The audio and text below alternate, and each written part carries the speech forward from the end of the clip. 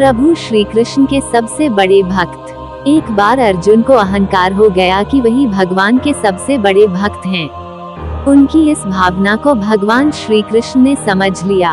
अर्जुन का अहंकार तोड़ने के लिए एक दिन भगवान उन्हें अपने साथ घुमाने ले गए। भ्रमण करते समय उन दोनों की मुलाकात एक गरीब ब्राह्मण से हुई। उस ब्राह्मण का व्यवहार थोड़ा विचित्र था। वो सूखी घास खा रहा था और उसकी कमर से एक तलवार लटक रही थी। अर्जुन हैरान हो गए। उन्होंने उस ब्राह्मण से पूछा, आप तो अहिंसा के पुजारी हैं। जीव हिंसा न हो इसलिए सूखी घास खाकर अपना गुजारा करते हैं, लेकिन फिर हिंसा का ये साधन तलवार आपके साथ क्यों है? ये प्रश्न सुनकर ब्राह्मण ने जवाब दिया, मैं कुछ लोगों को दंड देना चाहता हूँ। अर्जुन ने उत्सुक होकर फिर प्रश्न किया, हे महामना, आपके शत्रु कौन हैं? ब्राह्मण ने उत्तर दिया, मैं 4 लोगों को ढूंढ रहा हूँ जिन्होंने भगवान को परेशान किया है, ताकि उन्हें उनके कर्मों का दंड दे सकूं। अर्जुन ने फिर पूछा, वे 4 लोग कौन हैं? ब्राह्मण ने कहा, सबसे पहले तो मुझे नारद की तलाश है। नारद मेरे प्रभु को विश्राम नहीं करने देते, हमेशा भजन कीर्तन कर उन्हें जगाए रखते हैं। उसके बाद मैं द्रौपदी से भी अत्यंत नाराज हूँ। उसने मेरे प्रभु को ठीक उसी मेरे समय पुकार लिया जब वह भोजन करने बैठे थे।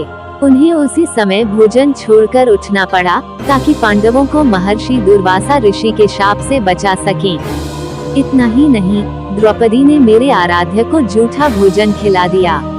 अर्जुन ने पूछा, आपका तीसरा शत्रु कौन है? ब्राह्मण ने उत्तर दिया, वह है हृदयहीन प्रहलाद।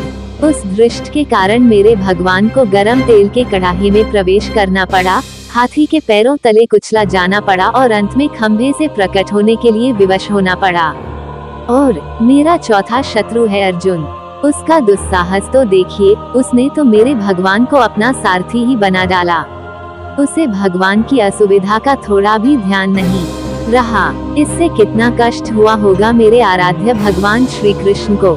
ये सब बताते बताते उस गरीब ब्राह्मण की आंखों से आंसू बहने लगे। उस गरीब ब्राह्मण की ऐसी निस्वार्थ भक्ति देखकर अर्जुन का सारा अहंकार पानी की तरह बह गया। उन्होंने भगवान श्री कृष्ण से क्षमा मांगते हुए कहा, मेरी आंखें खुल गईं प्रभु, इस जगत में न जाने आपके कैसे कैसे अद्भुत भक्त हैं। मैं तो उनके आगे कुछ भी नहीं हूँ। ये सुन भगवान श्री कृष्ण मुस्कुराने लगे। तो दोस्तों, हमारा स्टोरी आप लोगों को पसंद आया हो तो लाइक, सब्सक्राइब, कमेंट, शेयर जरूर करें। धन्यवाद।